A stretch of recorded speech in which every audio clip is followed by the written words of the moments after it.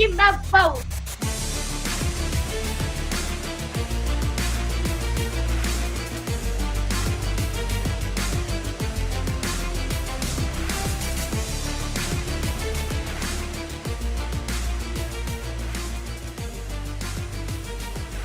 Court is in session with Ryan in Sacktown on If You Don't Like That. Now, Ryan in Sacktown. Oh, must be Ryno.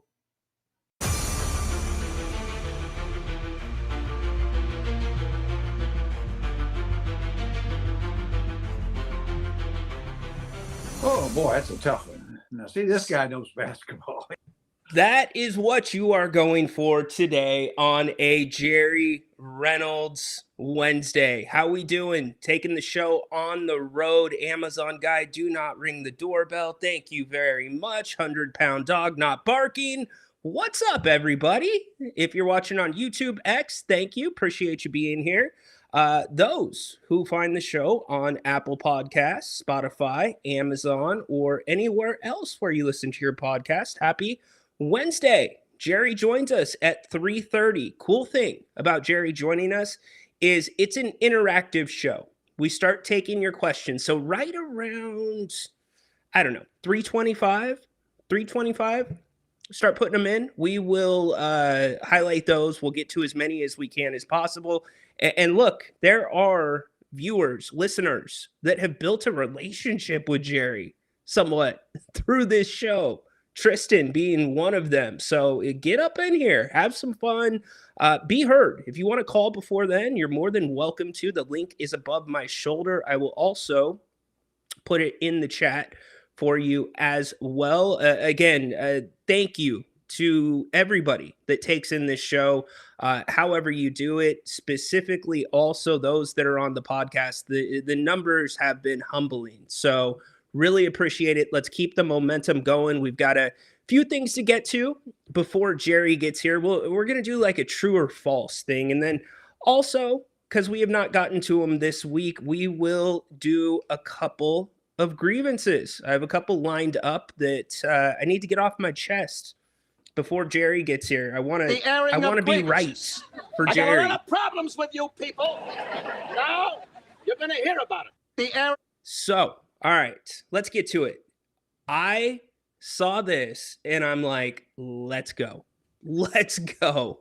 Finally, if you're going to release 19 jerseys, make one of them at least cool. Did you guys catch this online? On X, these started floating around as the possible city edition jerseys for the Kings this coming season, the Tower Bridge city edition jerseys. Sometimes you have to tip your hat to AI and people that are creative, especially if you're somebody that's in that Kings building. If you're working on this, and I'm sure the designs for this season are already in the books, but dude, you need to put that feather in your cap and maybe pull it out next season, because I hate to tell you, it's fake. It's not real. It is fake. But they are some of the best looking uniforms that incorporate any shade of gold that I have seen here in a minute. But as of now, debunked, fake. Darius Acuff in his city edition Tower Bridge uniforms just bought a bowl of chili at an IMAX theater from the dude with the crock pot in the back row selling chili. I knew it wasn't real because it's the exact pose that they released once Darius got to town. So there you go. A couple of things going on in the news cycle, and it's not really the news cycle. It's just stuff that's floating around online. One of them has some validity. The other, it's like, come on, tired act. Let's move on a little bit. We'll get to those in a second. Want to check in with everybody that's in the house. Thanks for being here. And again, Jerry joins us at about 3:30. So who's here? Tristan first in, of course. Tristan's got his question loaded, I'm sure. I bet you, Tristan, you know what? I don't want to spoil your question, but I think I know where you're going. It's something Jerry mentioned last week. What's up, Richard? Richard, did you change your screen name? I'm pretty sure that's you. If not, what's up, man? Hope you're doing good. Let's see. Kazi, over under on the candles lit right now. I'm going to say under 3. I don't see Kazi getting down in this heat right now. Russell Westbrook will sign again with the Kings. I'm going to ask Jerry, and I'm sure I can tell you I'm tired of talking about it, but I went on the record yesterday, and I'm just flat out saying it. If Russell Westbrook signs with the Kings, it is a Vivek Ranadive move. It's Vivek ignoring what his general manager is doing and doing what Vivek wants to do. That's just what it is. And what I want to ask Jerry about is, where is the noise coming from right now? I highly doubt this noise about the Kings being interested in Westbrook is coming from the Kings. I've got to think it's coming from Westbrook's camp or somewhere in between, because there's zero benefit for the Kings to make that known right now. There's not a run on Russell Westbrook at the moment. There's not teams lining up at that door. Can he still play? Yes, but not. You can't walk back what happened last season. It's not going to take a reduced role, and if he does, then I don't think that's going to work out real great when it comes to how it translates to the court. Peter, how you doing today? Thought you were starting at 3:15, starting early. Yeah, it was tentative. I had a couple of things going, so I moved it up and I tweeted it out. Another reason to follow me at Ryan in Sacktown on X. Kings starving still. Person turquoise waving. What's up? Come on. Flores is in the house. I like that. Yeah, it's a good uniform. It's a damn good uniform. It's too bad it is fake. The Kings create the worst jerseys in court designs. Whose idea was it to add in red? Shake my head. Well, it goes back to the Kings' roots. Really, they had red and blue in their uniforms at one point here in Sacramento, and I think the Kings went back to those uniforms at one point when Bibby was still here. It was the cursive Kings kind of going at an angle across the chest. So, Ryan, does Jerry like the Chiefs? Jerry loves the Chiefs. Jerry is a huge Kansas City Chiefs fan. So, all right, let's get back to what I was talking about with Domantas Sabonis and DeMar DeRozan. Let's start with the DeMar DeRozan thing. DeMar put out a couple sentence tweet. It was very DeMar of him. I have to say, getting to spend a season around DeMar DeRozan was an absolute pleasure. The way that he handles his business, the way that he processes the good and the bad, specifically the bad. He was very transparent about that. Going into off seasons, coming out of the off seasons, and into training camp. So this is low hanging freaking fruit. This is a garbage report. NBA Central, the idea coming off the bench in Sacramento was a sensitive topic for DeMar DeRozan. Thank you, Captain Obvious. Jake Fisher, why would it be a sensitive issue, my man? Dude's going to be a Hall of Famer. And the team had 22 wins. Of course he didn't want to come off the bench. He doesn't have to say anything, and you know the answer to that. You could ask any player that's coming off the bench if they want to be in the starting lineup, and the answer is probably yes. It's just low-hanging fruit. DeMar's moved on. I thought his tweet was really nice that he put out, because he never really, like on X, leaves you like with a direct thought. His thoughts make you think, and to come out with that at this time, 24 hours ago, okay, Jake, show me something. And I'm going to take this from Matt George. I saw Matt put something out and I commented on it. Show me something in writing where that happened during the season, as Matt George said, completely with Matt on that. So let's let DeMar be. Hopefully, I think he's going to end up in Toronto, if I had to guess. Moving on to Domantas Sabonis, underdog. NBA, Domantas Sabonis, quote, has expressed a willingness to commit and buy into the Kings after unmaterialized trade talks with the Pistons, Hornets, Celtics this offseason. Okay, good. I'm happy about that because I know Domas was not happy at a point last season. I've documented it here on the show before. I know that his camp was hinting at a trade, and I got to give both camps a lot of credit. Domas's camp and even the way that the Kings handled it.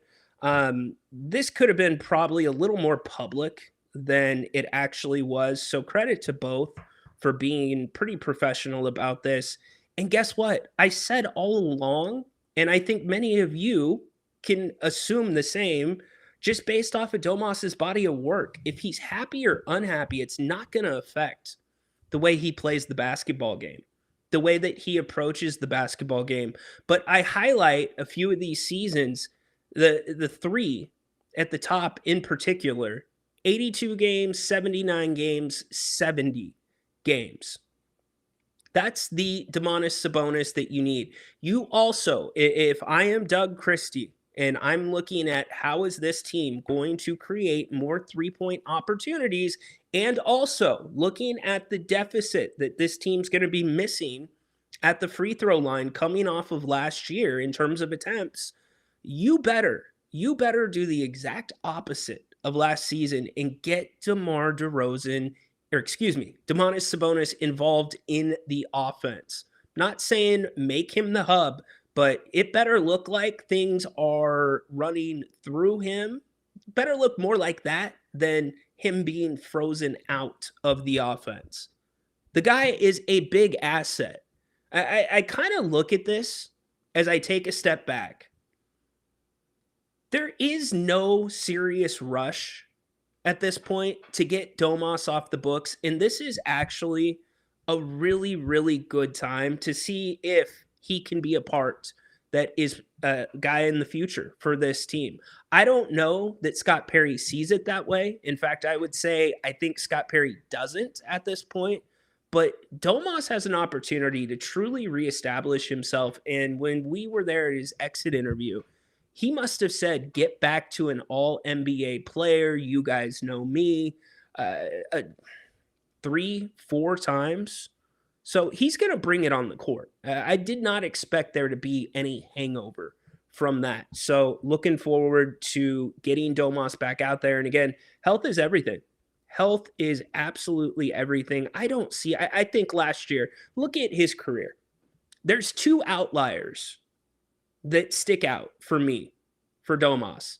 The first outlier was from last season. Obviously only playing, let me go up to the other one. I believe he only played 19 games. The second outlier is right next to it. He only started 15 games. Look at games started before that. He had never missed a start here in Sacramento if he was playing. Doesn't take a genius to connect the dots where this team and Domas got a little disconnected. So anyways, back to you. Let's see what's going on in the chat, and then I'll get to a grievance or two. Jerry Reynolds coming up here in, let's see, about 15 minutes. Can't wait to talk to Jer. Thought Domas indirectly said he's staying. Yeah, look, the center market dried up. And that Walker Kessler contract, that to me, I don't know. That is a swing, and I am sure that is what Jalen Duren is pointing at right now. That's why Duren's still not signed. He wants the complete max for being an all-NBA player. I think it's somewhere in the neighborhood of $280 million plus. He's not that guy, not in this NBA. Max players in this NBA are guys that every team would pay the max to. Every team would not do that for Duren. He's eligible. Doesn't mean you're a max guy. Now, it doesn't mean that you're going to pay him the minimum either, but guys are going to have to decipher that with this CBA. Yeah, we are 24 hours away from football. Can't wait for it. The London Lions are playing a preseason game, against Portland. It's true. Peter, are they traveling to Portland? They're not making Portland travel over there. There's no way. DeMar getting some love. I heard he does. It's the same, Ryno. Okay, so we are all caught up in the chat. If you have a question for Jerry, start thinking of those. We'll get to him once he joins us again in about, give or take 15 minutes. All right, let's get to not the Undertaker. Let's get to a few grievances. Got some grievances. The airing of grievances. I got a lot of problems with you people. Now, you're going to hear about it. The air. All right. You're telling me, check this out. The Akron Zips from the mighty MAC Conference, check this out, are giving a season ticket holder a chance to script the opening offensive drive in their home opener. Is this what we've come to sell season tickets? Is this what we've come to for programs to make money? Yes, you can take a Division I college football team and play Madden with them. You can be entered to that if you buy season tickets to the Zips. Too bad they're not playing Sac State. Some of you might have bought season tickets to the Zips. Hell, maybe Sac State ain't too far off from this idea too. You have college teams that are now putting sponsors on their uniforms. Like we're talking uniforms that are iconic, ones that are never messed with, like Ohio State. Yeah, guess what? You're going to have a Chase logo on Ohio State. It's no longer the Big 12. It's the Monster Energy Big 12. Dude, they're going to turn. College is doing anything to turn a profit or at least keep and continue moving forward in this unsustainable environment, which is Division I football and Division I sports across the board. So if you want to play offensive coordinator for the Akron Zips, and I looked up their schedule, by the way, if you want to play offensive coordinator for the Akron Zips in their home football contest, which is going to be against Robert Morris, season tickets start at $75. $75. Like, where's the fine print? The legal in me is like, okay, I don't see a lot of fine print. Is it somewhere else? Could you line the team up in the annexation of Puerto Rico?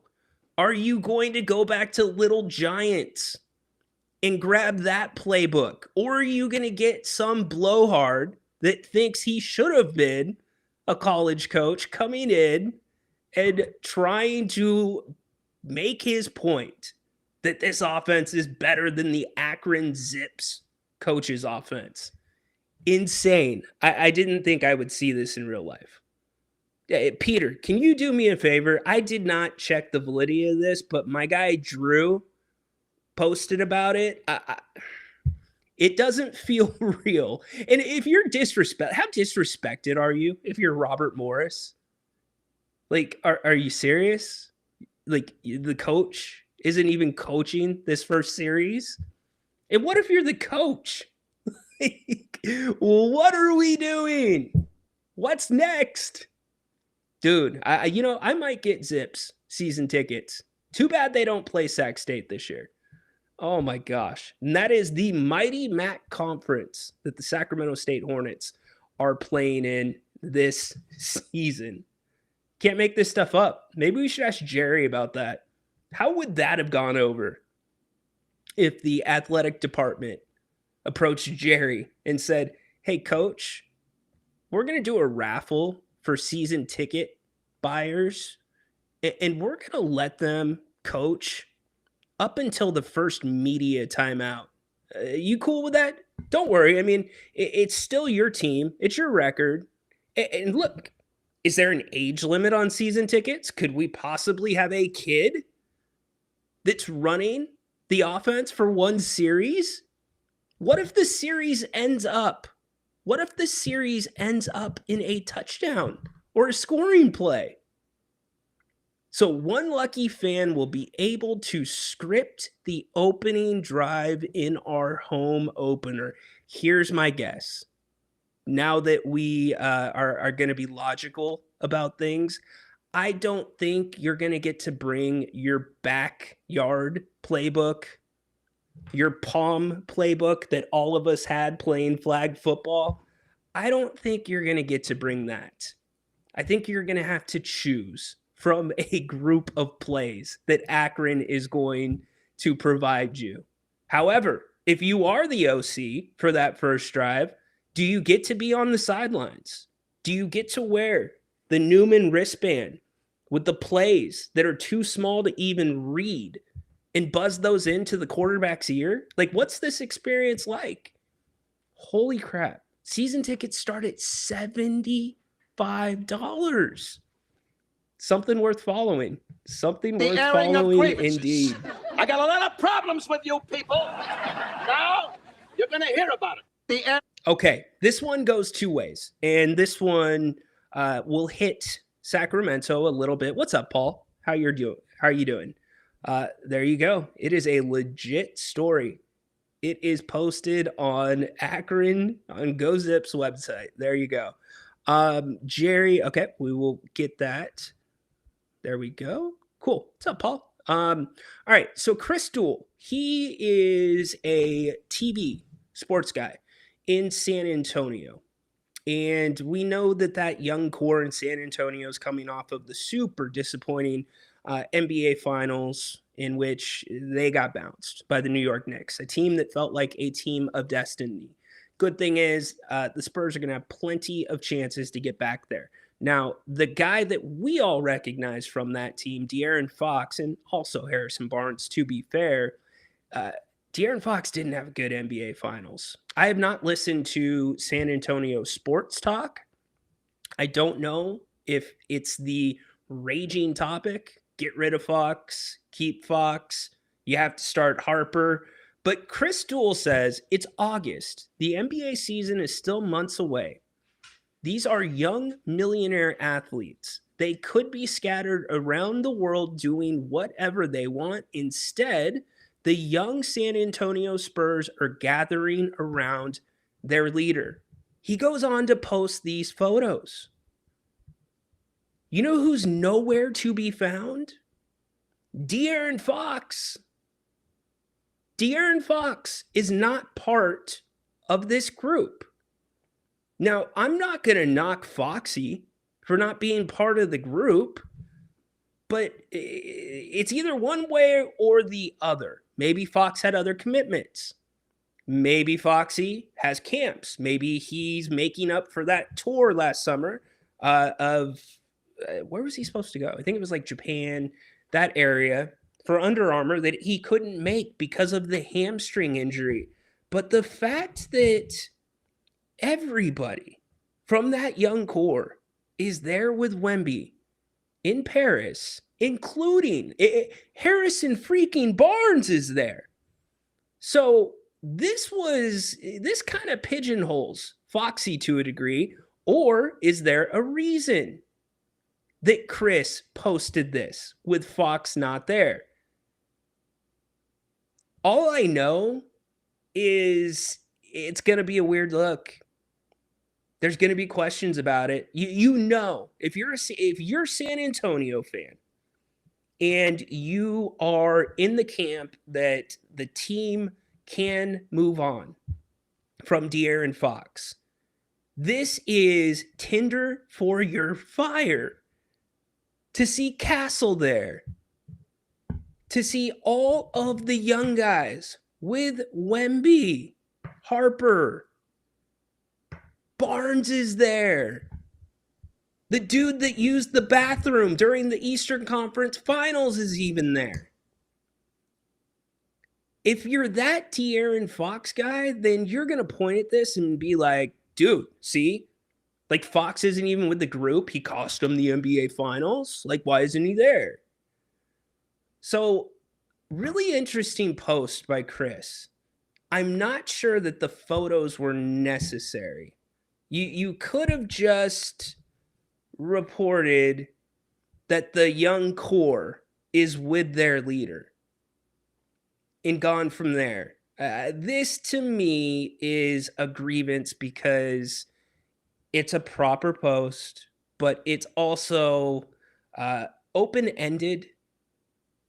And I'm going to say, Chris, it kind of throws some gas on certain people's fire. And I don't know what your take is, Chris, but yeah, not a great look. And not De'Aaron Fox's fault either. Now, maybe news will come out from this that Fox just didn't go. Maybe he had other commitments, he had family stuff, but it's kind of pigeonholing Fox. So if I'm seeing this, unless I said, no, you know what, I'm just having that off season and I don't want to be around anybody, and he's not being the teammate that you would want him to be, which I highly doubt is the case, because he was all around these guys last season in the off season. Really interesting, man. Chris, bold move, my man. Very bold move to post that. What do you guys think? Is it a bad look for Fox? What's your gut reaction? Is it like, all right, man, that's not fair. Just report it. Don't include the pictures. I don't know. If Fox was not the guy that everybody's talking about, and he is not the reason the Spurs lost the NBA championship, he is not the reason, but he is 100% the fall guy right now. So if Fox was not the fall guy right now, and the guy that everybody's pointing to who just signed that massive deal, and now there's a ton of pressure to start Dylan Harper over him, if that all wasn't going on, this isn't a story. But because it is going on, do the math. I feel for him.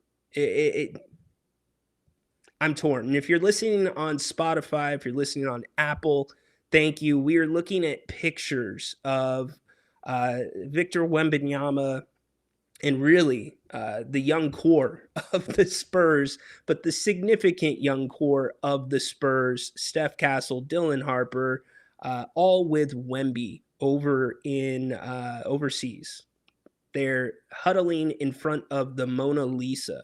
Harrison Barnes there too, but no De'Aaron Fox. Don't come at me, Fox fans, and say I'm hating on Fox. I'm saying this probably wasn't necessary. You probably didn't need to do that. There might be some agenda there, because if you're that guy, if you think De'Aaron Fox should not be back in San Antonio at that number, then you're looking at this probably and saying, okay, you're calling up your local radio station. Well, he didn't even go to Paris. He didn't even go overseas with the guys. That series killed Fox. It's a hard series. You know, I went back, and his biggest mistakes were not the ones that everybody's pointing to. It was shot selection.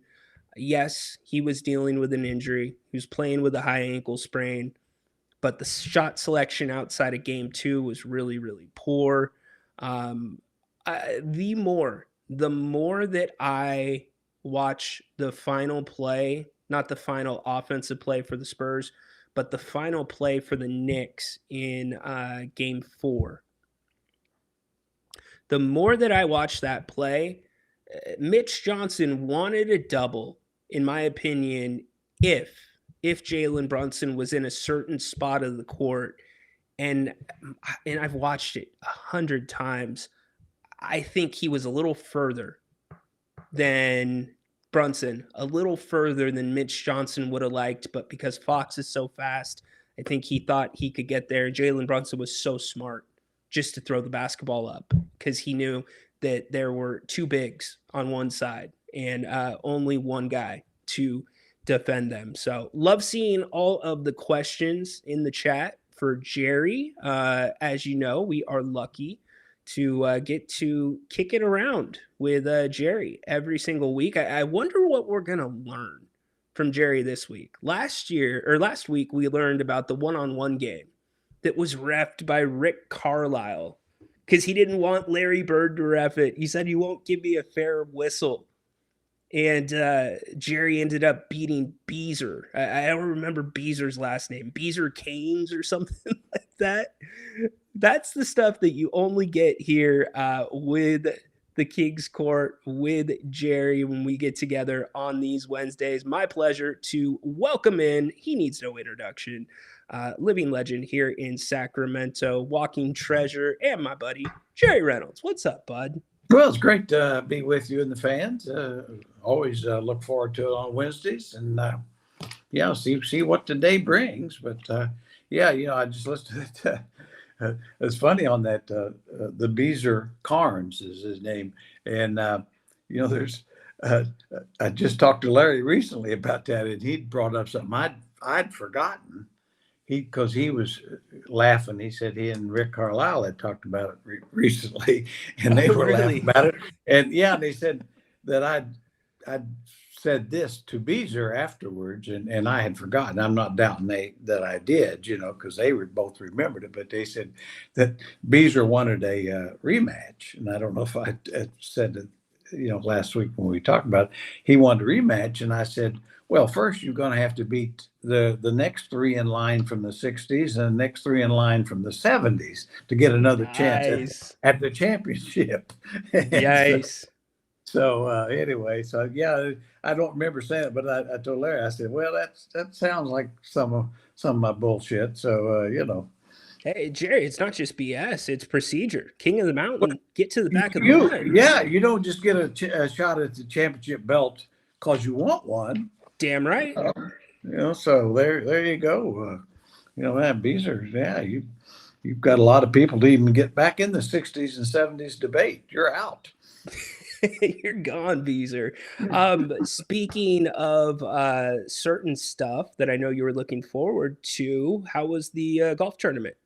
Did you enjoy it? Certainly some of my favorites, certainly in the women's game, Minjee Lee didn't make the cut. And Lydia Ko is not quite where she used to be. Nellie Corder ended up finishing well, but she was really out of it till others just played backwards. It's always great. I think with the British Open for men and women, I mean, how well not that the men's turn PGA's attended well all the time, but the women's really isn't. But certainly in the British Open for women, I mean, great crowds, and it's great to see. I mean, so if you like golf and you like talented golfers, it's what it is. It's a great point by you. There is not a huge difference. I mean, there is a difference, but not as big of a gap overseas when it comes to the men's and women's big golf tournaments. As it is here in America. Yeah, I think it's for some reason. But then again, that's kind of the home of golf. And so I've always thought, I mean, when you really get down to it in England and Scotland, those places, Ireland, other than soccer, probably golf would be the second sport. It's not like in America, really, when you think about it, I mean, that's, they don't really have football, baseball. What do they? I mean, really, obviously, soccer's the sport, or football to them, but still, I'd say golf is their second major sport. It's a very good point. It's an excellent point. So before you came on, I was talking about the Akron Zips. So the football program, the Akron Zips of the Mighty Mac Conference, the football program, in an attempt to sell more season tickets, is going to auction off the opportunity to be the offensive coordinator for the first drive of the opening or their opening home game. If somebody would have came to you, Jer, and said, hey, we're going to auction off to a season ticket holder the opportunity to coach until the first media timeout, what would your response have been? I wouldn't have been a very big fan of that. I'll be honest. I mean, it's as pardon the interruption, guys. Kornheiser and Wilbon were talking about that, and Wilbon's opinion was about the same as mine. He'd say, no, you auction it off a helmet and a jersey and let the guys come to the middle of the field to flip the coin or whatever. That's what you do. but you don't let them get involved in the actual game. And when you think about it now, with all the gambling and stuff, Great point. that opened up another can of worms. And that's the kind of thing they better, like Don Knotts used to say on Mayberry, nip it in the bud, because it won't be long till they'll say, well, for one play you can be wide receiver or something, that sort of ridiculousness. Yeah, I think it's something that's going to get walked back for exactly what you just said. The gambling, the precedent. This isn't like a feel good story where you have a player that's been around a program and has a disability or has a medical condition and they can't actually physically play. And then maybe one game you work with your opponent to let them, come on the field and score, touch it. It's not that, right? Yeah, right. No, it's not that. And no, I'm way too old school. I know his fans already know, but I was really against the idea of even having fans sitting next to the bench, and not fans, but really it's usually owners sitting right next to the team bench, and you see that all the time now. Or if they're not there, they'll just be fans paying a lot of money for those tickets. And I wasn't for it because I knew the kind of language I use sometimes, and I kind of wanted to keep it in house, as much as possible. Yeah, what was the other side of that? And I think fans probably were a little bit, maybe I'm wrong, maybe they weren't more calm than they are now, but how much, because they were paying for that expensive a seat, did they feel like they had the right to interact with you during a game?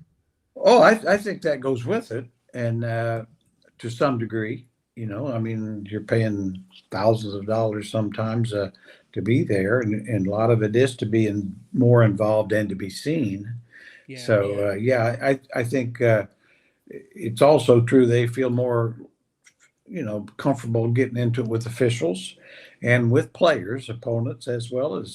We've seen some examples of that, and so anyway, but I get it because there's so much money to be made there, and that's one of the reasons they've taken, radio and uh, sometimes just regular visiting TVs or home TVs off the front, and put them in the back to sell those tickets and seats. And so it's just it's a change of the game that I probably don't agree with, but it's not going to change. And I do understand why they did it, but that's, to me, that's kind of like the multicolored zillion versions of uniforms. Yeah. I like the home team wearing white at home and their colors on the road, and maybe you do have a symbolic uniform you wear 2 or 3 times to represent the franchise, that sort of thing. I have no problem with, but instead of what it just seems like just a way to sell extra jerseys that you shouldn't have to stoop to get extra money. It's exactly that. At the very least, if you want to have 20 jerseys, cool. But what you just said, get back to the white at home and the dark for the road team. You can fundamentally still do that with the jerseys. Yeah, and we always hear the term culture and all this in teams. Well, part of it is basically develop a set colors. Okay, I don't really care what the colors are personally. I mean, I have preference, but get something and stay with it. Hmm. I mean, I always say that as much as I hate the Lakers, they've pretty much got a standard look. Yep. The Celtics a standard look. The Bulls a standard look. When the Bulls are coming down, you kind of know what they're going to look like. Yep. But seems like whether it's the Pelicans or the Kings or the Washington Wizards, who knows from year to year what their colors are going to be. And I just think find your lane and decide what your lane is and stay in it. 100%. Back to what we were talking about before, I have a really good story. So Stockton was nice enough during their playoff run to have me down there, and I was right there. I was the first seat next to the Kings bench, and it was the second game of the G League Finals, and right in front of us, one of the guys threw the ball at another player, Stockton King, and they started to, like they were going to Mhm. throw down. And here comes who was super important to the series, Terry Taylor. Here comes Terry Taylor flying off the bench, and I stopped him. I put my arm out and stopped him from coming off of the bench. And for a second, he recognized me. But for a second, he's like, wait. And then, like, they realized it, and security came over. So I joke with Gabe Harris, who used to be the GM, and everybody down there. It's like, where's my ring? I was on the bench. He would have been suspended for game Yeah, 3. He had sure like 19 would. points Yep. in game 3. So I guess some fans can be good close to the bench. They know. Well, situations like that, you're right. I mean, that's just, that might be the all-time outlier for fan reaction, I'd say. But, Jerry, I don't know how I stopped him. Big dude. yeah. And Well, it probably is a case where, that just that instant, he give him a chance to think. Yeah. I can't be doing this. It's just the instincts. Like if you played the game for a long time, you just have those instincts. Like, no, you can't come off the bench. Yeah. Or like you're watching on TV and you're like, wait, and you're doing it yourself. So no, that is honestly, that's one of the great rules, though, really, because I can recall through the years where you just had the benches empty, and like you see in baseball all the time, and it's injuries are just too easy to get in something like that. It feels like in baseball, though, like half the guys don't want to come off the Well, bench. they don't want to fight, no, and in that same way with basketball, I think the reason for the rule change, and a lot of fans would have forgotten this, but was the Rudy Tomjanovich injury, serious injury of years and years ago, where he was running out to protect a teammate, and Kermit Washington, I think his name, just cold cocked him as he was running. He wasn't running to fight; he was running to kind of, but he caught it and probably truly damaged his career. He was never the same after that.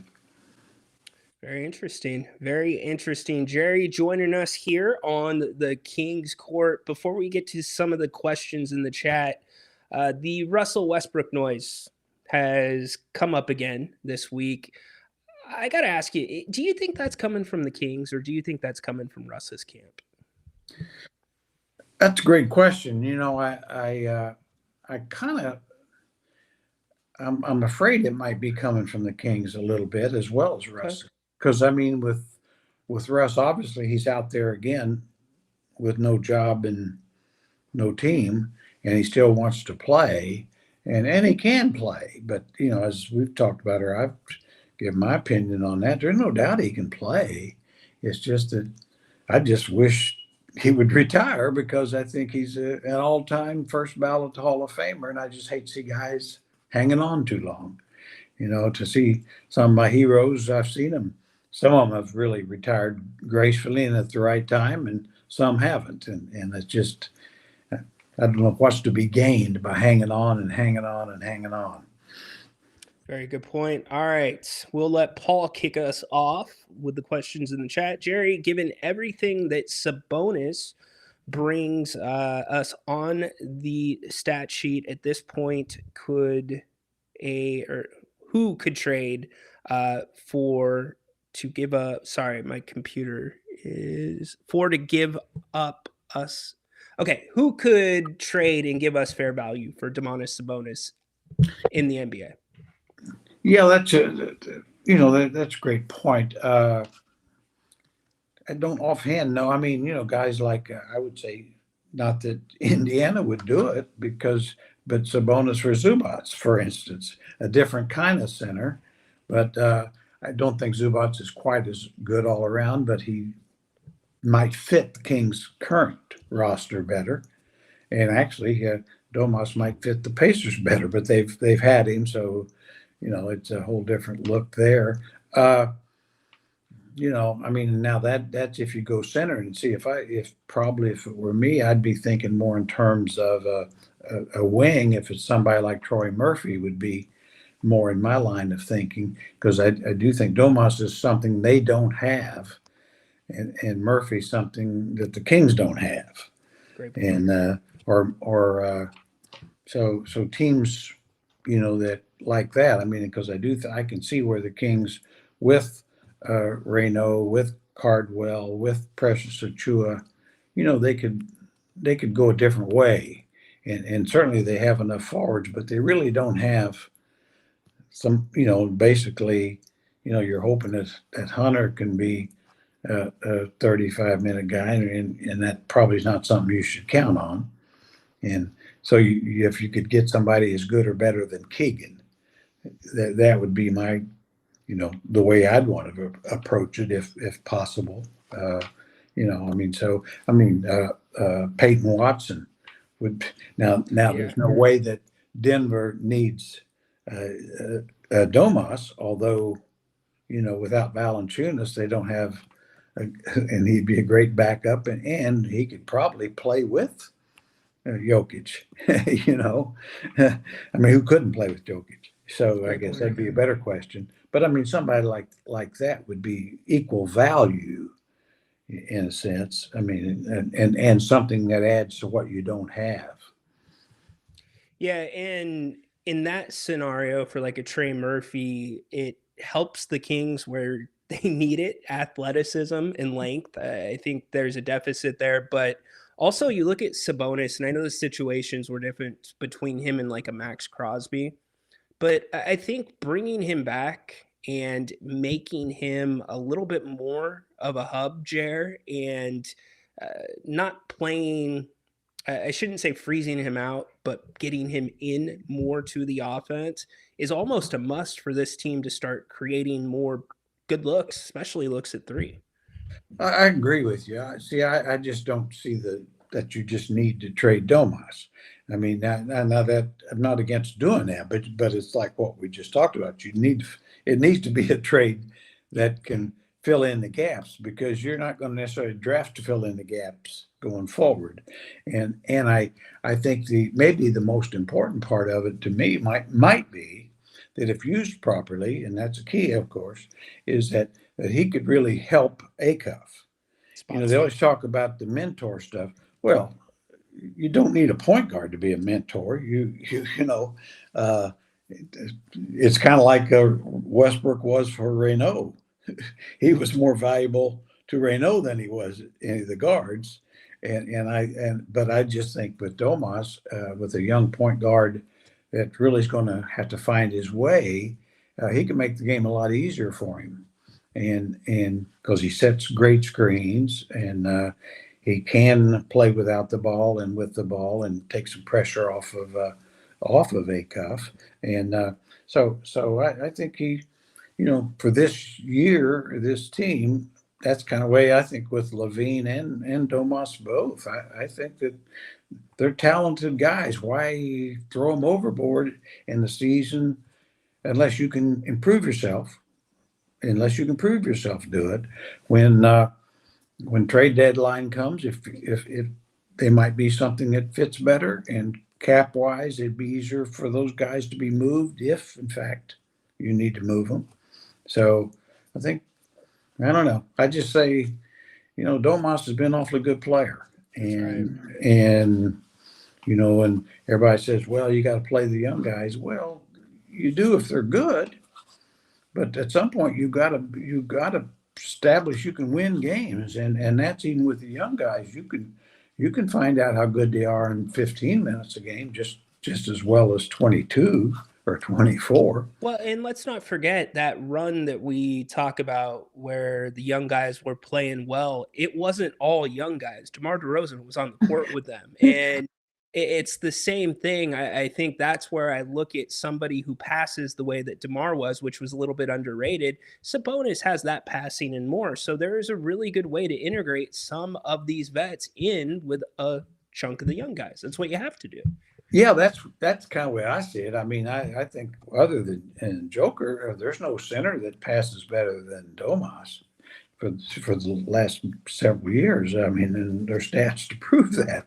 Yeah. And then I think even with Levine, I think he and Acuff would be very good for each other, because it gives Acuff a chance the spacing gets better, gives him more space, and a guy that when he hits him with an open shot will probably make it. You And know? it'll hit you in the right spot too. When you were talking Yeah. about the Acuff Sabonis relationship, we've seen Acuff have the ability to make that difficult pass. It's just guys not catching it during the summer. Just not catching, finishing, and things like that. So, Yeah.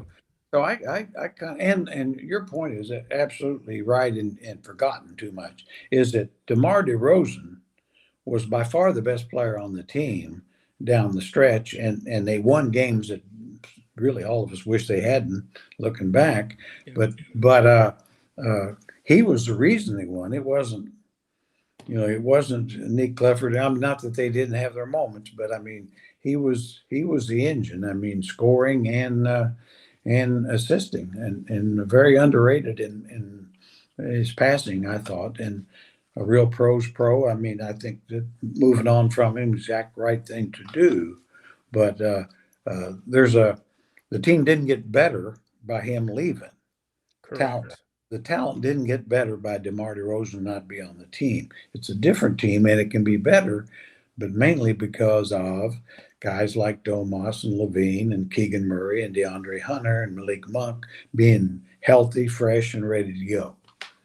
Spot on. Absolutely spot on. Jerry, am I wrong? I know everybody talks about, and we've talked about the mentor thing being a little overplayed. People are kind of overplaying their hand there. But am I wrong to say it's somewhat on Max to take some of what he learned from Westbrook and what worked for him with Westbrook to pass along to Acuff?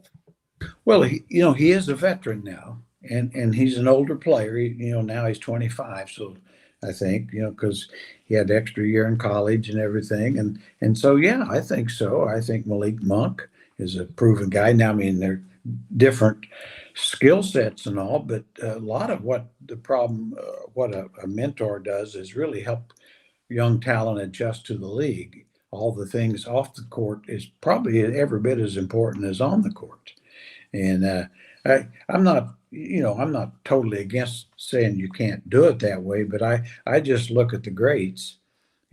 Magic Johnson didn't need a mentor. Yeah. The great Isaiah Thomas with the Pistons, he didn't need one. Jason Kidd didn't need one.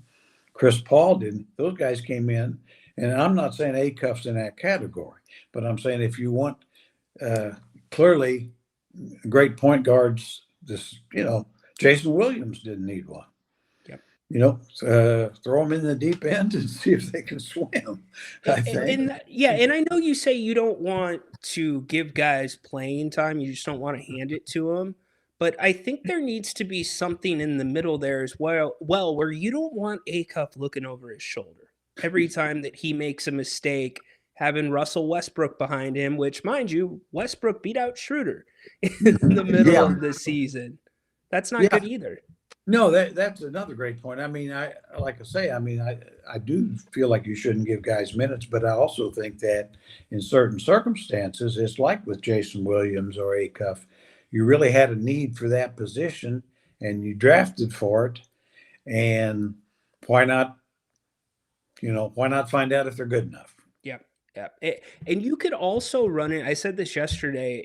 If Westbrook, given the same usage, is producing similar numbers, yet you want to make sure Acuff is getting enough minutes and getting enough looks, you could set yourself up into a situation where the commish can say, well, Westbrook's the better player. Why is he sitting on the bench? Are you guys tanking? Because if the Kings end up in the relegation zone, their best argument is to go to the commish and say, we played our best players. We're still in the relegation zone. You have the power to change percentages. You can change picks. The draft is about making the bad teams better. Change our odds, because that's in the new rules. Yeah, I mean, and I think I'll point out something that I know you're well aware of. The odds of the commissioner helping the Sacramento Kings is about the same as me growing to be 6'4" in the next month. So we might as well move on from that, right? Well said. You know, Jerry, sometimes I'm not a smart man. I'm not a smart man sometimes. we'll give the floor to Flores instead. Jerry, with your what's your go-to play call when you need a bucket that the Kings should incorporate into their playbook today? Ooh, I know the answer, but go ahead, Jerry. Well, I don't know that I'd have one. I think the situation changes. I mean, really, if you got a situation you need a bucket at the end of the game, well, first of all, who's in the game? Number one, who's really playing well would be key. What do you expect from the other team's defense, and yeah, I mean, there's things, yeah, you'd like to, say back in the day, when I was coaching, yeah, if there's a way I could get Eddie Johnson a final shot, that's what we're going to do. But there's no, we'd always loved a little staggered double pin down on him, and force you get him open, force a switch, whatever, and it worked a lot. But there's times when he wasn't in the game, or he'd been having a bad game, or the guy that I knew would free him up, Mark Oberding, wasn't in the game, was out with fouls or something. Yeah. So there's all those, and that's kind of like saying in football, well, yeah, what do you want to throw a 50-yard touchdown pass to win the game? Well, of course you do. But they're not going to let you. So I guess but I don't think there is an answer, honestly, because it is it's no different than New York. They'd love to have Brunson take the last shot, and they like to have him have a good shot, but sometimes the shot's not there. And we even through history, I mean, you saw the great Michael Jordan give the ball up to Kerr or John Paxson for winning shots because he couldn't get one. So anyway, I don't know if that answered it, but too many variables. That's why they have coaches, really. Yeah, exactly. That was one of the cooler moments that they caught on camera, was Jordan telling Kerr, "Hey, be ready. Be ready. Yeah, be ready," because he knew he'd be doubled. And that's that's through the history of the game. And I think in a lot of times, and with really good defenses, Kerr wouldn't have been open either. They could have doubled Michael and rotated to him. Then that next pass would have been the open guy. But I always say, anytime you double somebody, 2 passes will get somebody open if they're quick. But invariably, bad teams, they'll make that first pass out of the double team, and the guy will bounce it or something, hoping that something good's going to happen, then pass it, and then it's all matched up again. So because of the variables, there might not be a go-to play, but there is an offense you would like to see the Kings run. Yeah, I really would like to see him, use Domas as the hub for sure, and go to a 2-man high a lot more. Much like the Kings did back in Rick Adelman's day. I think with Ryno, you could do that very easily with Domas. Both guys are good passers. I don't think so much with Cardwell. You might even could do it with Precious a little bit. But what that would do would really take a lot of the pressure off the point guard, and I think more importantly, it would make your wings have to cut more. They couldn't just wait and go one-on-one kind of stuff. They'd have to cut more, and then you can also play high-low out of that so easy as well. And I think on a half-court basis, I think it would give you, even though you're not a real big team, but it would give you a little more size and floor spacing.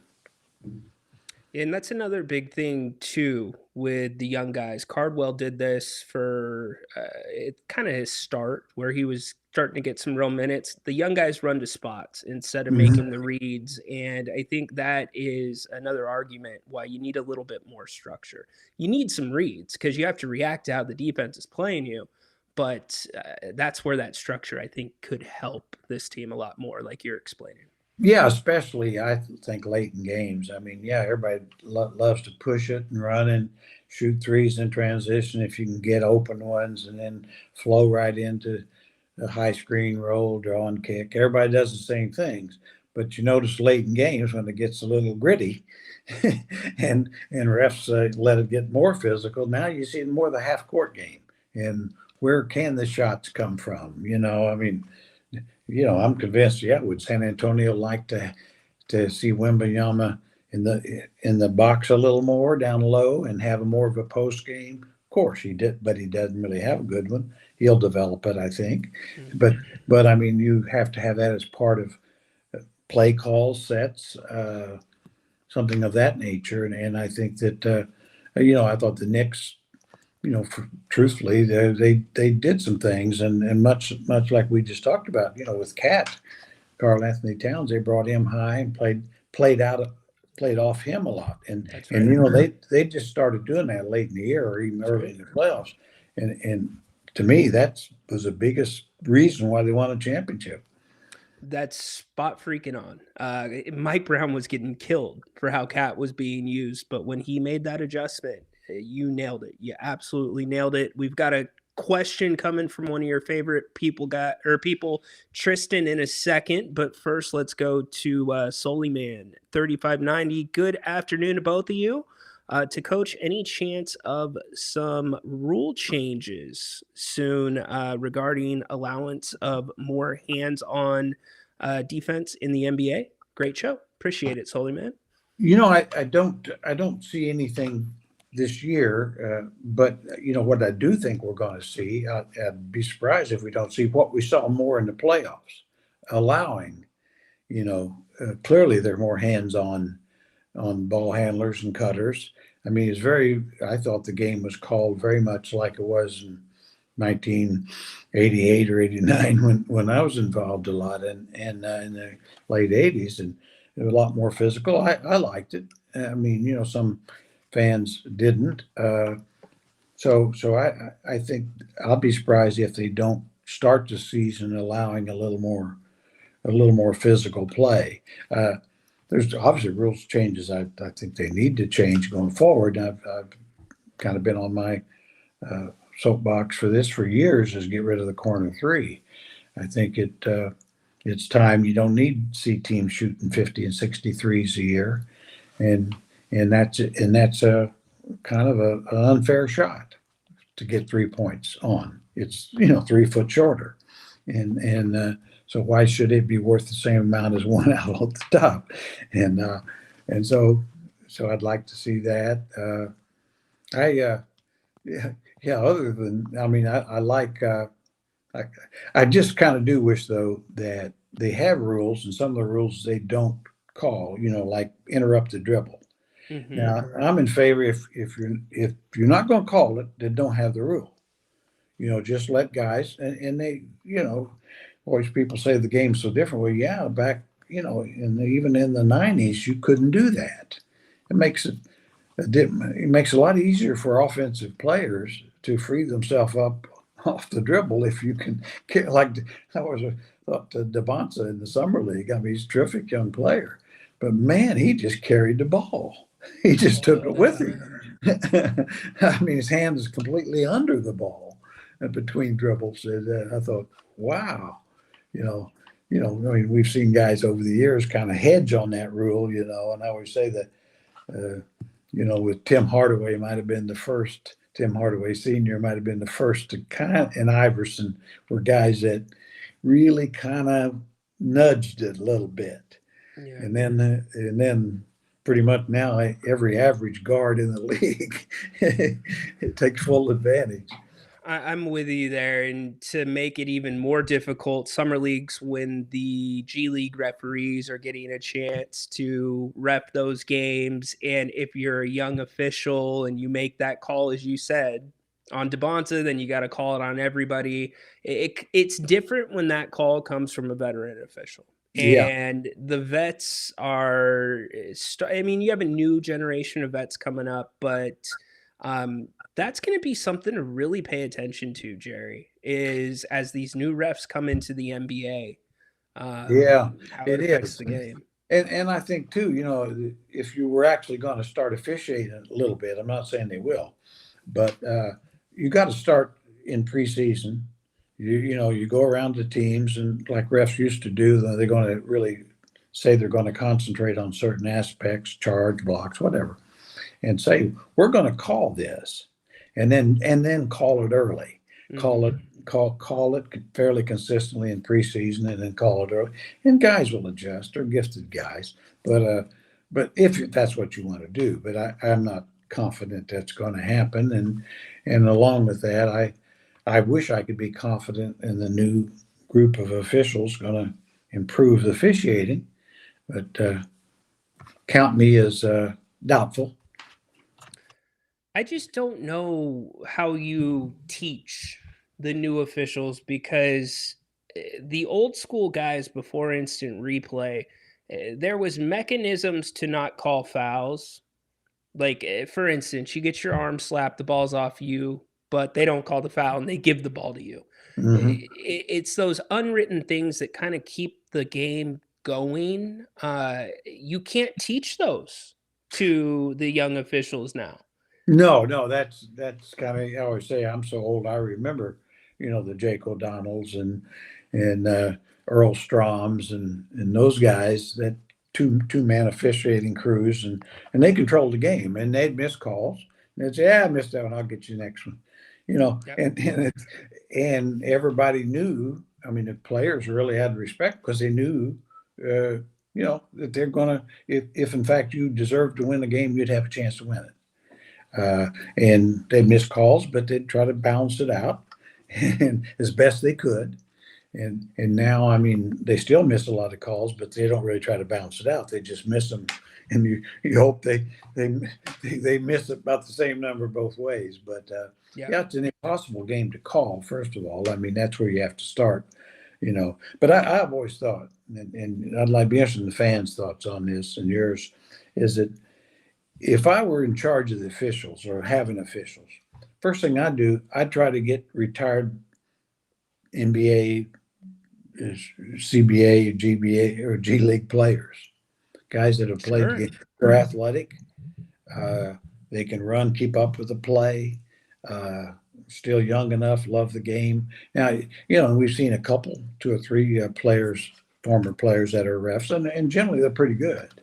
And I just think that'd be a good place to start if in fact, because the NBA game is different than the college game. And so, guys even be great college officials doesn't necessarily translate to the NBA. I've seen it where it does, but, just have your own NBA officials academy, and the G League and summer leagues and things like that. But I just think your pool of officials is too focused on DEI rather than getting the best officials. And so that'd be my thought. I'm with you. I mean, I think certainly TV jobs, radio jobs, coaching jobs might be a little bit more lucrative because they're more forward facing than an official. But there is a segment of guys that want to be around the game. Like they're finding a way to still stay attached to the game. And conversely, there's a segment that would not want to ref because it's too close to the game Yeah. and they never made it to the NBA. Oh yeah. I mean, and I think you always have open spots there. I mean, I'd say that having somebody that maybe never played the game, I'm not sure I'd be interested in that. I think that, not saying they couldn't do it, but I mean, certainly an athlete that was a real good college player or whatever, and maybe he's been coaching in high school for a while, that sort of thing. I think they're clearly exceptions to that. I'm just saying, I really like the idea of guys who have played basketball at a fairly high level, and then to me that's a good place to start. So you have me interested. I'm gonna poke around that a little bit more. I always make it a point when I'm in Stockton to talk to the officials about kind of Yeah, their process and what's going on. I'm gonna yeah, poke around that. So good job by you, Jer. yeah. I'd be interested. I'd really be interested in their thoughts too. And I mean, if they're allowed to speak freely, They usually do. Yeah, at least the ones that I speak to.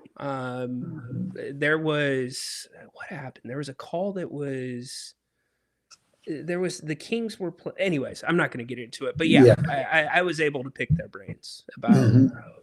how they got there, certain calls here and there. Was fun.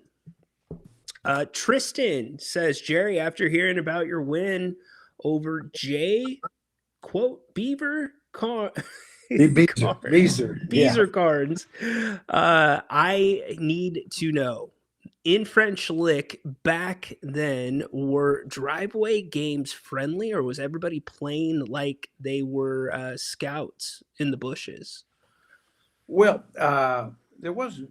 I wouldn't say there's a lot of driveway games now. Now the Bird situation is different because he's got the full court and a half court indoors. I mean that was, and so we were just there. But for old farts, but generally, like say, growing up there, they always had outside courts that were really, during the summers and anytime nice weather, guys played. And of course, in my time, I mean, it'd be big crowds there in the evenings, with watching pickup games, be high school guys from our high school or from 10 miles away. And we actually played for a little money. And so, so things got a little heated. It'd be a red nose every now and then or something. And, in fact, that's how I lost two of my front teeth in one of those really? games. You lost two? Yeah. Teeth? Yeah, two of them. I've got four out actually, but I lost two that way. And I lost another two in a fight, but that's so anyway, but yeah, I just caught an elbow just, as a big guy, and he turned, and there's a big play, and I was trying to get in there, steal the ball, and I caught his elbow right on, and it didn't knock him completely out. It broke one off and knocked one out, and then, the nerve was kind of, boy, but I had to finish the game because we had money on it. I told him, I always remember that. I said, well, I can finish, but man, I'm just going to kind of try to stay out of the way and see if we can win and get our money. Did you use the money to get your teeth fixed? There wasn't that much money. No, but as you know, is when you're 18, 19, 20 years old, and I think each guy we planned for $2 a piece, say $10. Well, that'd be like 100 now, and so it meant something. It meant something besides bragging rights, and so you'd get, it's one of those things to where everybody knew where the good games were, whether you're in the city or in the small towns in those times. So you'd have all the best players from little high schools from 20, 30 miles away come in and, try to show everybody how good they were. So you obviously learned that lesson. I'm sure you knew it before your teeth were knocked out, but when your guys our size playing against big players, you are exactly at the level where they are taught to keep their elbows out when they turn. So often last season, we saw guys that just appeared to be making fundamental basketball plays tagged with, flagrant ones. And that changed in the postseason. It seemed like, a flagrant 2 turned into a flagrant 1 in the postseason. But do you like seeing that when you, in a league where there's not a lot of fundamentals? Yeah, it really is. That's a great point. I mean, because, you can tell the guy's been unnecessary swinging his elbows, and I think in that particular case with me, it was a little bit exaggerated. Yeah. But I mean, when you go in there, a big guy, he's just getting the ball and turning like he's supposed to, and the small guy's face happens to be there. I don't see, that shouldn't even be a foul. No. And the other thing too is really starting to frustrate me is these fouls on 3-point shooters. It really looks like, a defender, he can be, if he's anywhere in a 5-foot radius, they're almost going to call something. And I know you got to protect the shooter, to some degree, but I think they're really overdoing it. They certainly don't protect, say, a guy shooting a layup and all kinds of feet underneath him. That's right. Great point. And I would also add to that, that's a call that you always need to get right. That is not one that you can miss. And it's not to the same degree, but it's turning into the NBA's pass interference rule.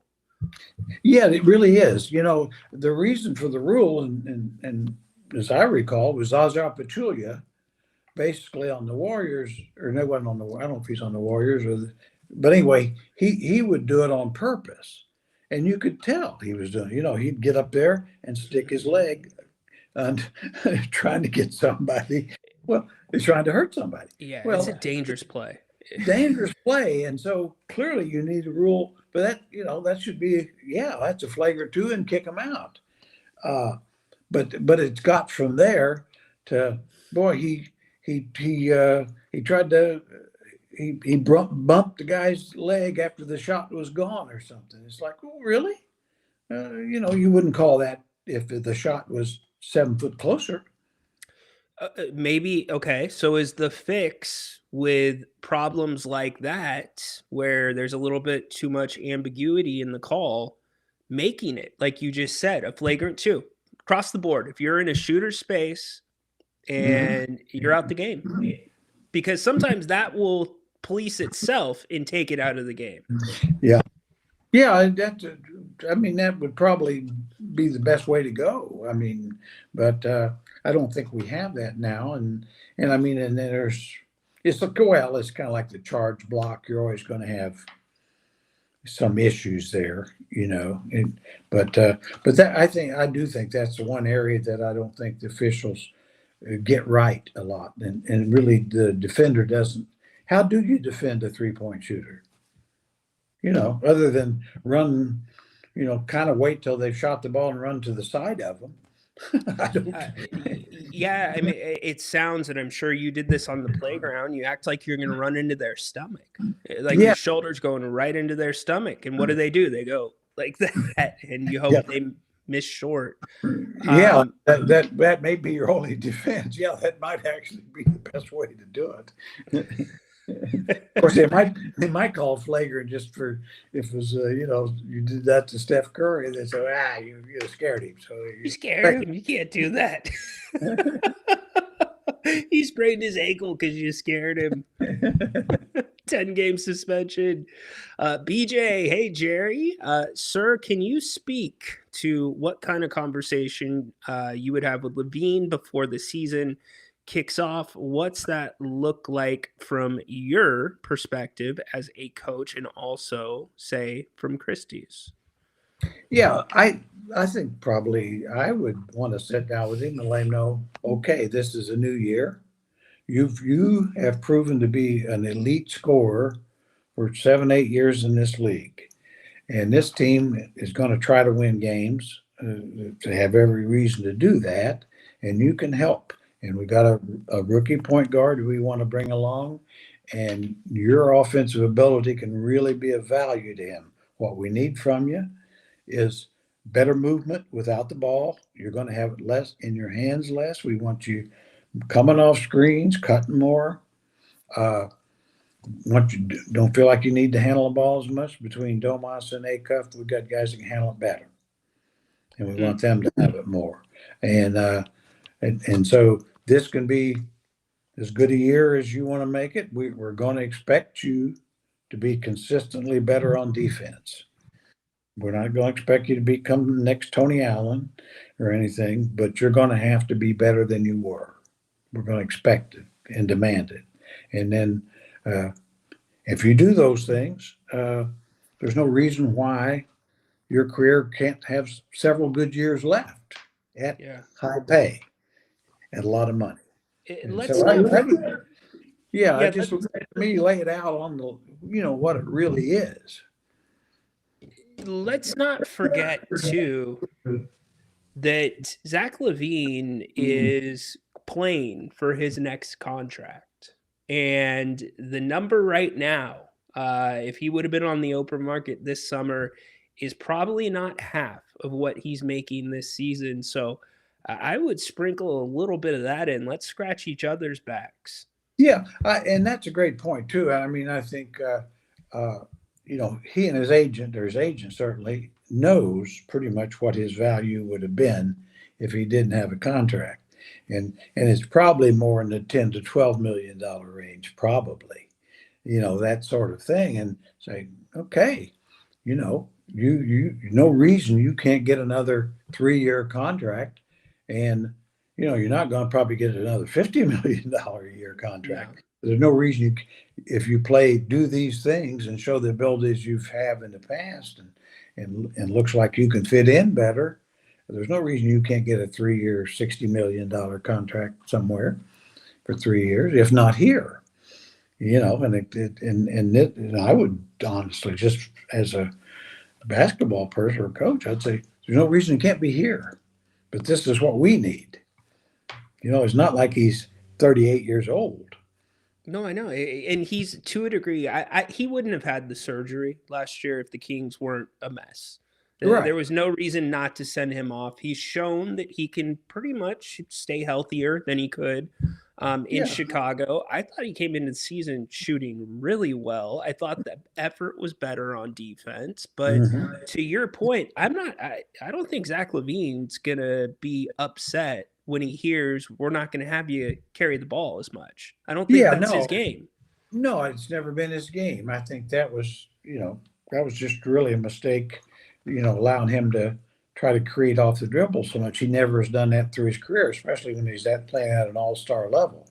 And so that's what you want to get to. And I think that, it applies for all these veterans. Domas would like to get another long-term extension at big money, and he probably can. It may not be here. I don't know. But really with LaVine, it's the best situation you can have. I don't know why anybody would want to kind of throw him aside, because if you're really going to try to win games, a guy like that on the last year of his contract, I tell you right now that you're going to get the best LaVine there is. Very well said. And you get to the trade deadline, if he's having a heck of a season and you have a team that's way better than they expected, and maybe there's injuries in that conference, they might say 24 mil expiring ain't that bad. Or you might have a team that's not nearly as good as they're supposed to be, and they need contracts to expire. Yeah, exactly. Yeah. They might be looking for somebody like a Zach LaVine, and it's more tolerable at that point. Yeah, I just don't see any downside to trying to create a situation where Zach can play at his best, because you already committed to the contract. You're going to pay it. And so you can't really trade it currently. But if he plays well, you'd have a great chance of trading it and get assets. He's not an asset. And so if he gets back to being Zach LaVine at his level, then he becomes an asset. Now, and probably some trade possibilities would come up, and that gives you a chance. Okay, this is a guy you don't feel like's in your long-term future, but we're going to get something. We can get something good out of it. Or if you can't get what you want out of it, playing the year, then you get to decide. He's a free agent, and it comes off your cap. You got the cap space. Or if he plays so great and all of a sudden the Kings win 50 games, you say, Zach, you and your agent, let's sit down. Yeah. So I know exactly what you meant by what you just said, but for those that might be like, wait, you just said he's not currently an asset, but he can be an asset. Explain what you mean by that. Yeah, well, I mean, the reason you'd say he's not currently an asset because you couldn't trade him. You couldn't trade him partly because of the year he had due to injuries and his contract. So that's been established. So so what you want is where he can get back to where he was when he got the contract he currently has. They didn't give it to him because he was a bad player. You think that the Bulls said, boy, he's not very good. Let's give him $150 million for 3 years. Yeah. It was a contract that, the fact is, the Kings had offered him a big contract as a restricted free agent, and the Bulls offered him, and they were going to match it or offer a little more, which they did. And so, but that was coming off an all-star year. So So I think you just can't be short-sighted. And the only way a bad team can get better, is draft well, trade well, get free agents. Well, currently, you don't have enough assets to trade well. So you need to create, you got some guys that should be assets, but you don't have enough. And draft is not going to be the factor it once was, not likely. And then free agency, well, you don't have any free agents. So you gotta figure out a way to get those spots. I mean, it's easy for us to sit here and say it's tough for Scott Perry, but that's what you have to do. It's those rules have been in place for a long time now. Yeah, and spot on, by the way. You also, assuming you don't make any rash financial decisions this year, you're going to have a ton of money to play with next year, and you want to start to lay some framework to free agents. Like, this could be maybe a fun place to play. This might be turning around, and that starts directly with a vet like Levine. It starts directly with a vet like Sabonis, and a mix of those young players playing really good basketball. Yeah, it can turn. We saw it with the Beam team. It can turn, and pretty quickly. I mean, we saw that years ago with the great Rick Adelman teams, and really came from nothing to something in 1 year, and had an 8-year run, and then the guys wanted to come and play. The fan base has always been great, and contrary to what the national media says, players have always liked playing here. Yep. And, I don't care what they say. The players that have come here have enjoyed playing here. And now they enjoy playing here when it's a better team and winning. That's when it's at its best. But to your point, yeah, if the team all of a sudden looks like they're heading the right direction, they're winning, they're fun to watch, fun to play with. And it could all of a sudden, every year there's teams that just turn out better than they're supposed to. Phoenix was supposed to be worse than the Kings last year, and they end up having a very productive year, and Detroit was good, expected to be pretty good, but they weren't expected to win 60 games. They were probably a 45 win team projection.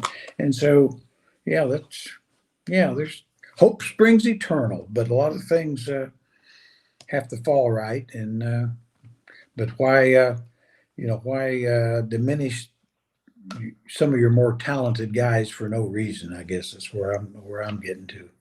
Yeah, and Phoenix, they did it the right way. They went back to fundamentals. They said, we're going to build around Booker, who is a star in this league.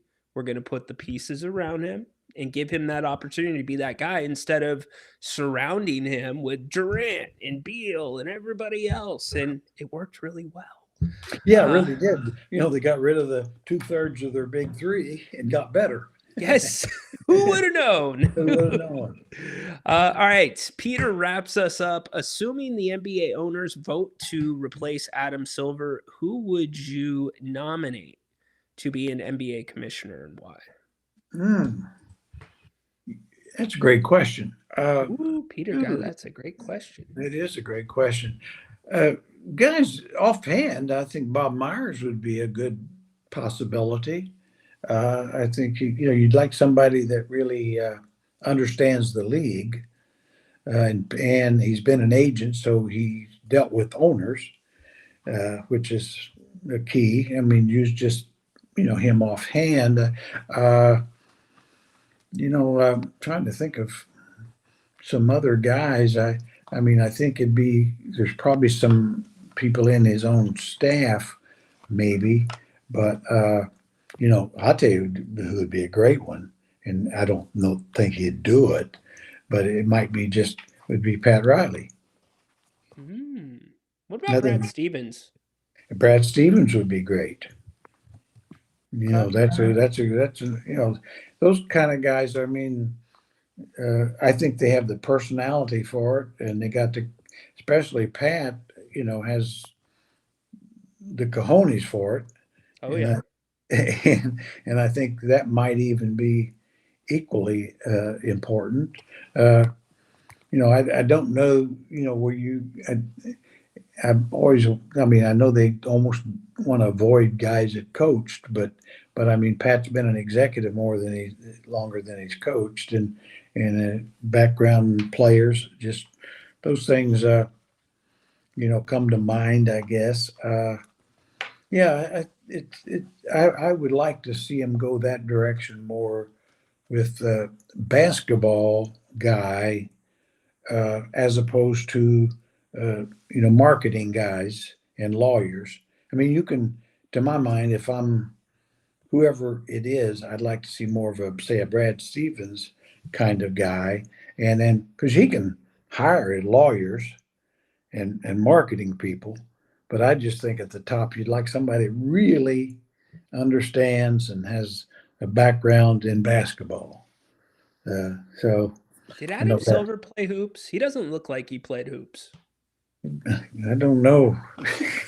Maybe on a different planet. Yeah, I don't want to go there, but that's a great question. I mean, I obviously hadn't thought about that, but I guess I'm glad you brought it up, because in my feeling is it's just something they've gotten away from in sports a little bit. Is it just why can't the commissioner have a real background in the sport they're in charge of, as opposed to hiring guys? There's nothing against lawyers or marketing experts or economists; they're all very valuable. But I just like the idea of basketball being at the top of basketball, and as your assistants have those people. Spot on. I couldn't agree more with you. And I would just follow it up with this question: is assuming, and I think the Clippers are guilty, based off of what we've heard from Pablo Torre, and the length of this investigation. But the way Adam Silver handles the adjudication of this punishment, is his commissionership possibly on the line if this is not handled properly? Sure could be. I mean, because he works for the owners. Right.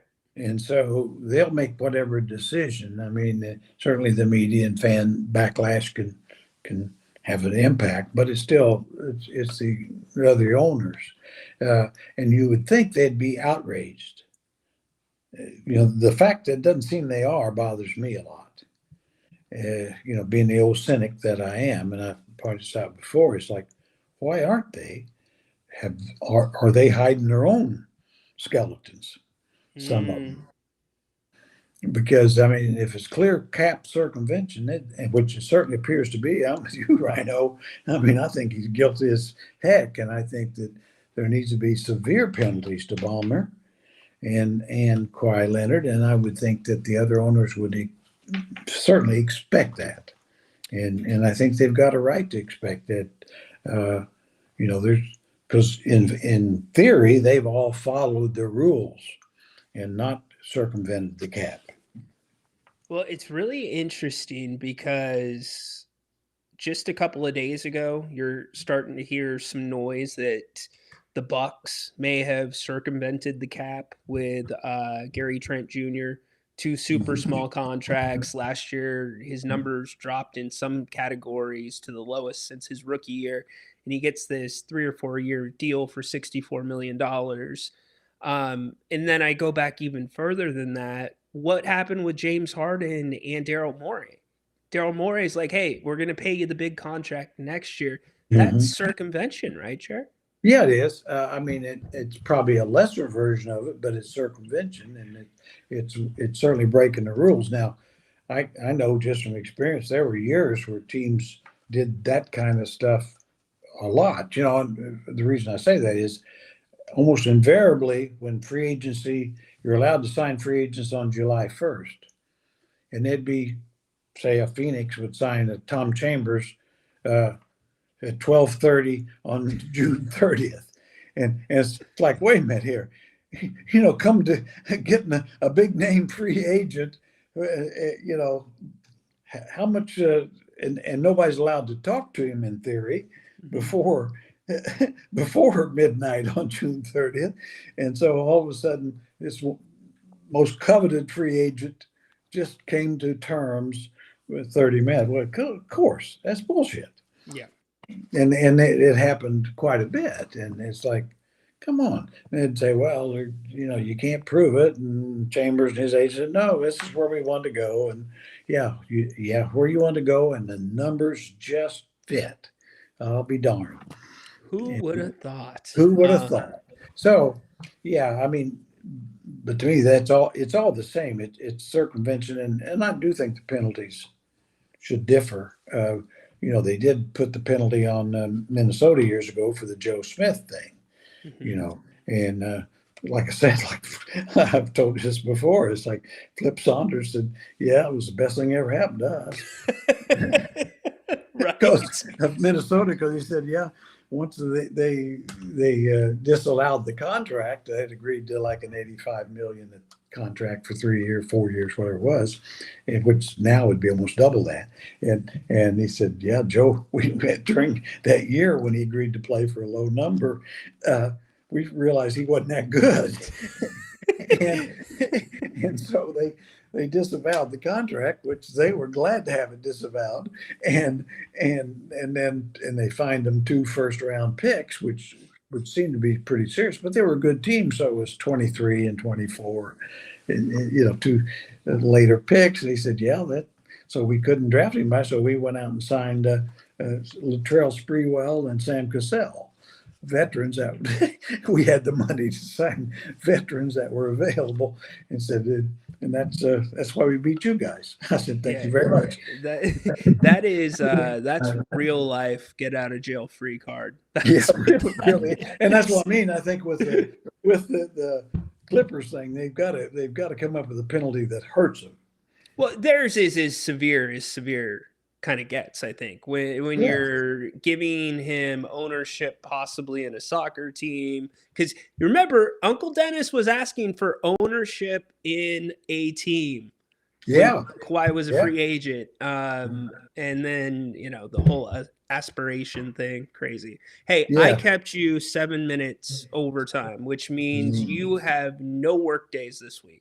Woo! Okay. Well, you do something nice, buddy. Well, I tell you what, this is still a highlight for the week for me. I just really, really do enjoy the questions.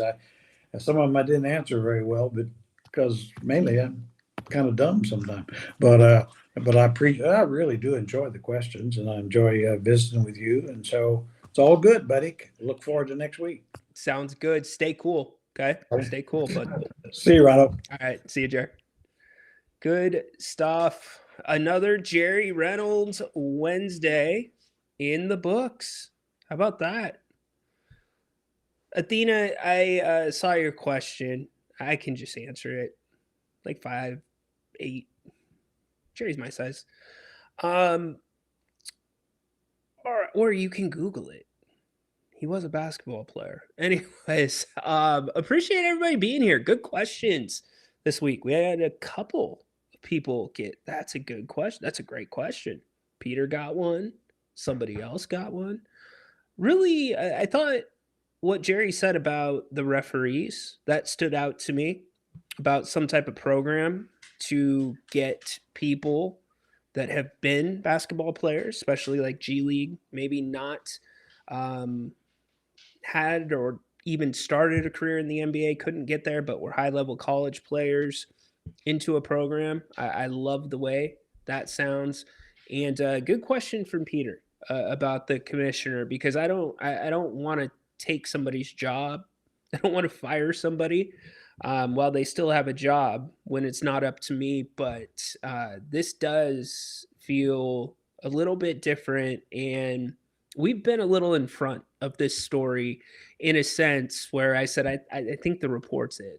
They're just trying to figure out how to adjudicate this thing because it's messy enough. They don't want to have a messy public fight between the unions, the teams, etc. And we saw that report that it could drag out to 2027. What a nightmare. And Jerry and some of you make a great point about the owners not making more noise about this. Maybe they've got the skeletons. Yep, referee program agreed. Pat Riley would be good. It was so funny. There's a video of Giannis getting to Miami, and just to see Pat and just how smooth he is. He's got the slicked back white hair. Good stuff. Um, we learned that Jerry. Okay, so this week we learned Jerry was in a fight, and we learned that Jerry's lost his front teeth twice. That's what we learned. Oh, and the Beezer story. We got an update to that as well. So good job, everybody. Appreciate you. Kazi, I will save it for next week. I'm kind of the thought. I don't want to. Same thing with Adam Silver, but more. Adam Silver is I'm more willing to have that conversation because he's the commissioner of the NBA. It's not local. Doug's the coach. We know he's going to be the coach. Terry Stotts is a great coach, but Doug's going to be the coach of this team. But we can ask him his opinion on Terry Stotts. I don't want to put Jared in that position. Paul Ryno, did the fact that Levine did have surgery further promotes? No. So the fact that, to me, no. You might have somebody that likes to pick the low-hanging fruit when it comes to reporting on the Kings and hating on the Kings that'll say, oh, well, he missed 40 games last season. Zach wouldn't have had that procedure if the Kings were if the Kings were in line to make the playoffs. Zach probably would have played through that. I would maybe say the same thing about Domantas Sabonis. That was a situation where it's scratching everybody's back. It makes more minutes available for the young guys, and it gets them healthy sooner so they can have summers. Trust me, the last thing you want to do as an NBA player is go through the 82-game season, especially if you're a team like the Knicks, the Spurs, the Thunder, that have been playing late into the spring and into early June. The last thing you want to do is to have surgeries right after that. You want some time off because then it cuts into your summer. It cuts into you getting away. It cuts into you have to rehab. It cuts into your training for the next season. So why not get them off and running? Now, what's interesting about Domas is it's only been maybe 3 or 4 weeks since we heard from him the first time this summer, when the weight room at Gonzaga was dedicated to them because they made a big investment to improve that facility. But he said he just got back on the court that day. So one thing that I know about meniscuses is I don't understand them. Sometimes it's something you can play through. Sometimes it's something that takes 4 to 5 weeks to heal after surgery. And other times, J.J. McCarthy for the Vikings, he missed his entire rookie season because of a meniscus.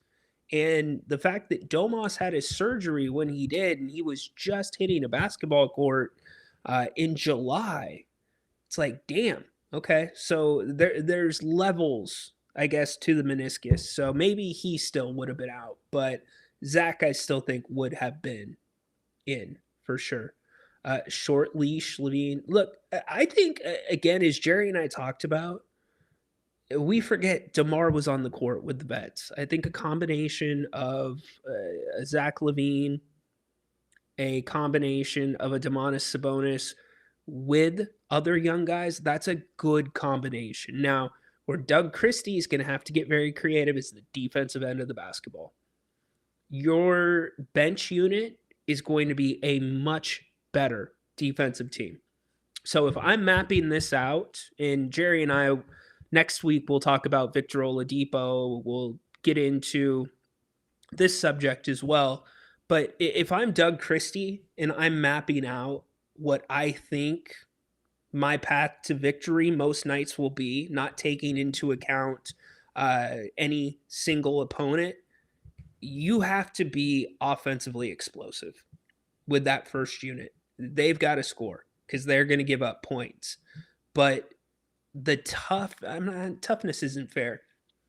The defense of the second unit, I think Emmanuel Sharp is going to be an annoyant.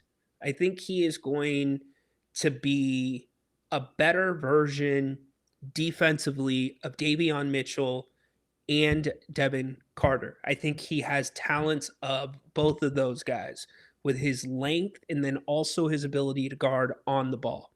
So you've got him. You have Dylan Cardwell. Now, Mac's not a great defender. Malik, efforts there, not great. Sometimes gets caught for, the little stupid foul here and there. But that's where Doug's going to have to get creative. It's how do I intertwine those two units when I get to the end of the third quarter, when I get to a spot where the game's on the line? Can I be in a spot where I can have my best offensive players on the floor without the risk or the liability of the defense? And Jared hit it out at the park when he talked about, I think it was BJ who asked what the conversation should be like with Levine. Be better on defense. And it starts with effort for these guys. It starts with effort. And I thought Zach's effort last year, go back, you can run back the podcast. I said all last season, his effort defensively was much, much better. So we'll see as we get closer and closer to basketball starting. If Pat Riley was the commish, the league wouldn't be where it's at right now. Look, I've said it for a minute. I think Adam Silver has ran out of David Stern's ideas. Now Adam Silver is on his own. And you can't have inconsistencies. What do we talk about with the NFL and other sports? It's too much punishment or too little punishment. No punishment or all punishment for something. The entire book or nothing. Adam Silver has too many, and it ultimately is a reflection on him. But the inconsistencies that come from the NBA, they just can't happen. LeBron putting his hand, LeBron roughing up an official, nothing happens. Then 2 nights later, somebody barely touches an official. Flagrant 2, you're gone. I would also say a perfect example, the Magic City night in Atlanta, how that gets to a point where the commish didn't stop it before merch is sold, before the secondary market is blowing up. The ticket prices are like $250 for the nosebleeds. The strategic thinking that Adam Silver is using in this, I shouldn't say thinking, the strategic planning in the energy right now of the NBA is being put in all the wrong places. NBA Europe, is it really that big of a priority? Gambling, that's a huge thing now, and the NBA has been as intertwined with gambling problems as any league. Attention here, commish. It feels like we're turning our back to the smoke and we're looking where we can plant some sod and grow something new. Now, you got to take care of the smoke before you start doing other stuff. Telly checking in. What's up from, where are you at? Burrito Coma? Oh, Burrito Coma. I'm like, oh, he's somewhere in Mexico. Burrito Coma? He's in a burrito coma. Come on, bro. What's up, Telly in Vacaville? Hopefully it was a good burrito. Who do you put in to help stop the opponent's run? Are you talking defensively for the Kings? probably this roster.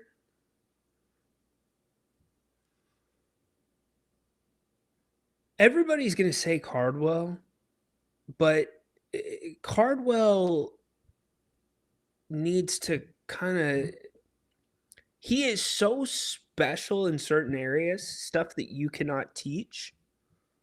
The way that he elevates and can land in the same spot and stay vertical, I would say 8 out of 10 bigs in the NBA cannot do that consistently.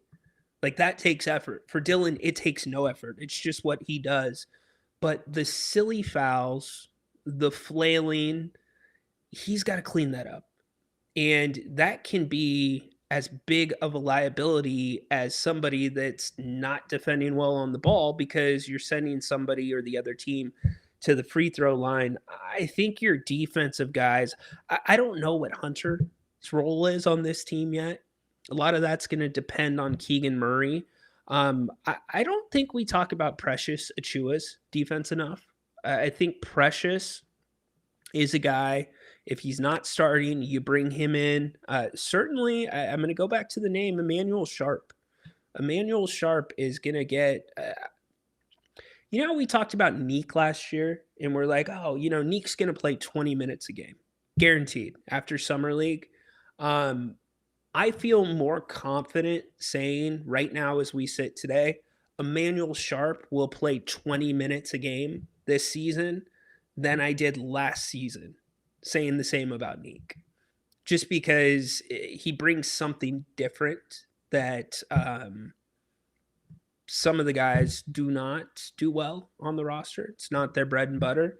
So I think Sharp will be that guy. And by the way, he can shoot the three. He can shoot the three. He spots up well. You do not have any obligation to get him involved in the offense. His game is centered around not touching the basketball, and when he does, he knows what to do. It's funny that Jerry comped him like a high comp to a Lou Dort. He's kind of right. I mean, that's a very, very raw and green, but similar game to Lou Dort. So there you go. Make sure you join Grant tonight. He'll be back on at 7. My thanks to everybody for showing up today for Jerry Reynolds Wednesday. We'll be back tomorrow right here. We'll be in the road studio. So I'll just leave everything like this. There you go. Thank you to everybody that listens on Apple, Spotify, all the different platforms that you find your podcast. Numbers have been fabulous. To everybody on X, YouTube, everybody in the chat, thank you. Don't forget about our Kings Court Discord. It's going to be launching for the 2026-27 season. My thanks to our other founding members that are listed there on the bottom. It's going to be a place where we're going to do exclusive watch parties. We're going to have monthly events, including some game nights, which is going to be kind of fun. We'll have prizes for those. And also exclusive guests in Discord that you won't get here on YouTube, because it's going to be more casual. It's going to be off the record. It's also going to be a place where you can get my first thoughts on things. You can get my in-game thoughts on things. Might go live from the arena, might go live from a press conference. So if you want to be a founding member of the Discord, all you got to do is scan the Venmo link or the PayPal link. $20 will get you the first season for, well, I'm not going to say free, but $20. It's going to be a discount, and you're going to get a Founders t-shirt, compliments of Bennett's. Huge thanks to Brian and the team over there. If you want to wait until we launch and you're like, damn, I keep hearing a lot about the Kings Court Discord, you can join then as well. We'll have a monthly membership for it, but $20 right now. Get you a Founders t-shirt and your entire first season free. Those that have already signed up, we've been in touch. Looking forward to launching soon. Been putting a lot of time into this, so it's going to be a lot of fun. All right, we're out. Join Grant 7 o'clock tonight. My thanks as always to all of you, to Jerry Reynolds. Awesome stuff from Jerry. We'll see you tomorrow, Thursday. Hey, football tomorrow. The hell? We're gonna have football? Let's go. We get football tomorrow. Don't act like you're not in the same mindset as me. I'm going to watch every down of the Hall of Fame game. Every last down. Because it's our first shot of football into our veins. And Niners, Kyle Juszczyk, oh man. Hope you find that karma and that, not just karma. You guys found something at the end of the season, Niner fan. Hopefully that carries over. Grit, maybe some guys that weren't going to get some play, get your coach out of concussion protocol. Anyways, we'll hit it tomorrow. Grant, 7 o'clock tonight. We are out. Court's dismissed. Thanks, everybody.